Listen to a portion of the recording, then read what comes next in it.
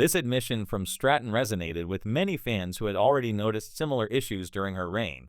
She held the WWE Women's Championship for nearly the entire year of 2025, from early January until November, a lengthy run that positioned her as the top woman on SmackDown. Yet, despite the prestige of being champion, the overall presentation and booking failed to capitalize on her potential in ways that kept the audience consistently invested. Her journey to the title began in late 2024 when she won the Money in the Bank contract, setting up an intriguing dynamic with her then best friend Nia Jax, who was the reigning champion.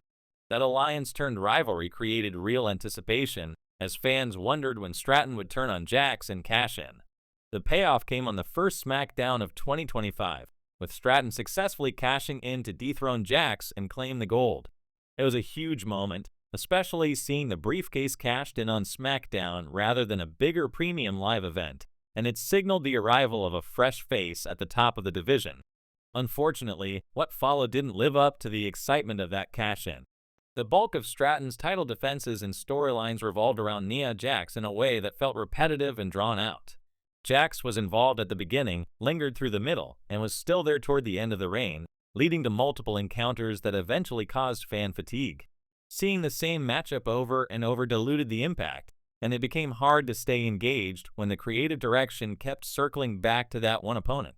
There were other defenses, including notable ones against Jade Cargill at SummerSlam and a high-profile clash with Charlotte Flair at WrestleMania 41, but even those didn't fully break the monotony for the entire run. The feud with Charlotte Flair stood out as the bright spot during Stratton's championship period. It got genuinely hot and generated real buzz among fans. What made it special was that much of the fire came from Stratton and Flair going off script at times, improvising in ways that ignited the story and made it feel organic and compelling. The two women elevated the material through their chemistry and intensity, turning what could have been a standard title match into something memorable. Many credit that particular storyline for keeping Stratton's reign from being entirely forgettable, yet it highlighted a broader problem. Outside of that one heated rivalry, which wrapped up around April 2025, there wasn't much else that captured attention or advanced her character in meaningful ways. After the Flair chapter closed, the division seemed to stall for Stratton, with no fresh, interesting feuds emerging to carry her through the summer and fall. She remained champion until losing the title in November 2025, but the months in between lacked the depth or variety needed to make her run feel dynamic. It's fair to say Stratton's comments place much of the responsibility on WWE's creative team. As champion, she was in the spotlight, but without strong material, direction, or varied opponents, her character naturally grew stagnant. In NXT, she thrived with deeper storylines, more layered feuds, and the freedom to embrace her heel persona fully. That version of Tiffany Stratton was confident, mischievous, and unapologetically entertaining, which helped her stand out. Transitioning to the main roster brought opportunities like the Money in the Bank win and the title reign, but those elements of character development and compelling narratives seemed to vanish. She became the face of the division in terms of holding the belt, yet without the supporting stories or creative risks, it felt like she was treading water rather than evolving. Fans largely agree that Stratton isn't at fault here. She's shown she can deliver in the ring and on the mic when given the chance, as evidenced by her NXT success and flashes on the main roster. The issue lies in the booking decisions that didn't provide her with enough to work with beyond repetitive matches and limited character progression. Her desire to revert to a more heel-oriented approach makes perfect sense. Embracing that side again, whether fully heel or in a tween or gray area, could add layers, depth, and excitement back to her presentation. It would allow her to unleash the full Tiffy energy she misses with sharper promos, cunning tactics, and that signature arrogance that made her so captivating before. If WWE commits to giving her meaningful storylines alongside the shift, she has the potential to recapture the momentum she had in NXT and build on her main roster foundation. 2026 could mark a revitalized chapter for her, especially if the company listens to her feedback and invests in fresh creative directions. Shifting focus to another dominant force in WWE right now, Gunther continues to steamroll through the roster with an unmatched hot streak outside the immediate title picture. The ring general has built his current gimmick around retiring legendary names, adding a ruthless edge to his already intimidating presence. In recent months, he has retired several high-profile stars, first Goldberg, then John Cena, and most recently AJ Styles at the Royal Rumble in early 2026. These victories have positioned him as a career ender, someone who doesn't just beat opponents but ends eras.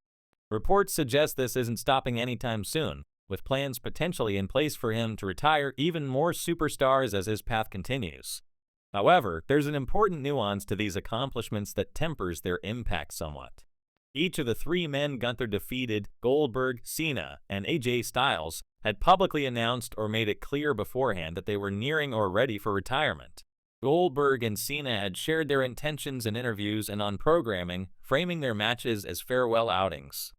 AJ Styles had similarly indicated his time was winding down. So while Gunther technically delivered the final losses in high-stakes matches, these weren't shocking career-ender moments where an active star's future was unexpectedly cut short. The opponents had already signaled the end was coming, which reduces the surprise factor and makes the retirements feel more ceremonial than devastating. Fans appreciate the prestige of Gunther defeating such icons, but many point out that the true test of his gimmick would be forcing a genuine, unforeseen retirement on someone who hadn't planned to hang up their boots. This is why speculation is already swirling about who could be next in line for a more impactful career-ending defeat. Gunther's current storyline involves Dragon Lee, who is seeking revenge on behalf of his close ally AJ Styles. Dragon Lee and Styles had a strong partnership, even capturing tag team gold together, so his pursuit feels personal and justified. Yet, no one views Dragon Lee as anywhere near retirement age or status, so this feud serves more as a bridge or showcase rather than the culmination of Gunther's retirement arc. Fans are already looking ahead, pondering who might provide that next big, shocking moment where a legend loses their career unexpectedly. One name that keeps surfacing in these discussions is Rey Mysterio. At his age, Mysterio qualifies as a candidate for a retirement storyline, and his history ties in neatly with the current direction.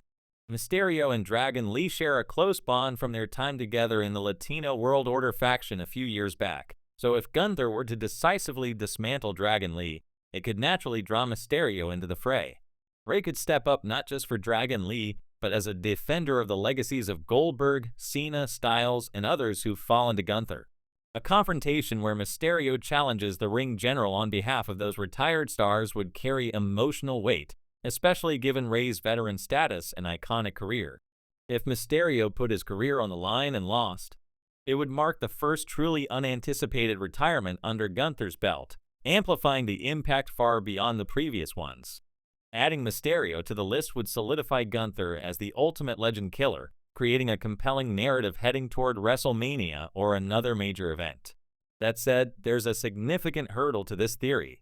Rey Mysterio has spoken repeatedly over the past few years about his ideal retirement scenario, a heartfelt, high-stakes match against his son, Dominic Mysterio. He's detailed his dream of a hair versus retirement bout where he could pass the iconic mask to Dominic after one final, emotional clash. This father-son story has massive personal and dramatic potential, serving as a perfect bookend to Rey's legendary run.